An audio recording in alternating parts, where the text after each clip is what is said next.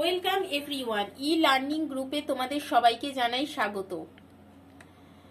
আজকের আলোচনার বিষয় জিকে। ভিডিওটা ভালো লাগলে লাইক, শেয়ার আর সাবস্ক্রাইব করতে ভুলো না। চলো আলোচনা স্টার্ট করা যাক। ফার্স্ট কোশ্চেন দেখো, গণপরিষদের প্রাথমিক সদস্য কতজন ছিল? 389 জন। পরের কোশ্চেন, ভারতীয় স্বাধীনতা আইন কবে পাশ হয়? 1947 খ্রিস্টাব্দে। ভিডিওটা ভালো লাগলে ঝটপট সাবস্ক্রাইব করতে ভুলো না। পরের কোশ্চেন দেখো, ভারতে গণপরিষদ গঠনের কথা প্রথম কে বলেছিলেন? মানবেন্দ্রনাথ রায়। কত সালে বলেছিলেন? 1934 খ্রিস্টাব্দে। পরের কোশ্চেন দেখো, কোন পরিকল্পনার ভিত্তিতে সংবিধান সভা গঠিত হয়? মন্ত্রী মিশনের পরিকল্পনা। কত সালে হয়েছিল এই পরিকল্পনা? 1946 খ্রিস্টাব্দে। পরের কোশ্চেন দেখো, গণপরিষদের প্রথম অধিবেশন কোথায় বসে? 1946 খ্রিস্টাব্দে 9 ডিসেম্বর দিল্লির কনস্টিটিউশন হলে। নেক্সট দেখো, গণপরিষদের প্রতীক চিহ্ন কি? হাতি। নেক্সট দেখো, ভারতের সংবিধান তৈরি হতে মোট কতদিন সময় লেগেছিল? 2 বছর 11 মাস 18 দিন।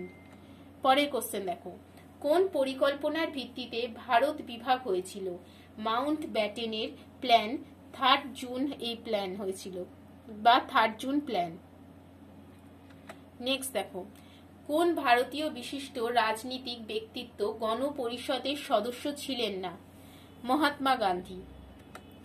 পরের কোশ্চেন, গণপরিষদের প্রথম অধিবেশনে কতজন সদস্য ছিলেন? 211 জন। নেক্সট দেখো, গণপরিষদের মোট কতগুলি অধিবেশন হয়েছিল? 11টা। অর্থ কমিশনের সদস্য কতজন? 5 জন। কে বিনা প্রতিদ্বন্দ্বিতায় রাষ্ট্রপতি হিসাবে নির্বাচিত হয়েছিলেন? ডক্টর নীলাম সঞ্জীব রেড্ডি। নেক্সট দেখো, ভারতের প্রথম লোক আদালত কোথায় বসে? দিল্লিতে। নেক্সট দেখো,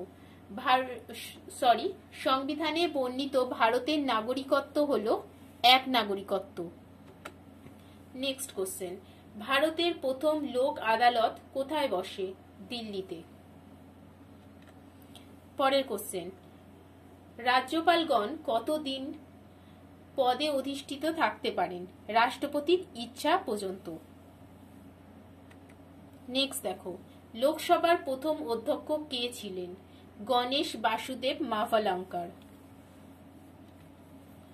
নেক্সট দেখো, গণপরিষদের প্রথম অধিবেশন কোথায় বসেছিল? 1946 খ্রিস্টাব্দে 9 ডিসেম্বর দিল্লির কনস্টিটিউশন হলে।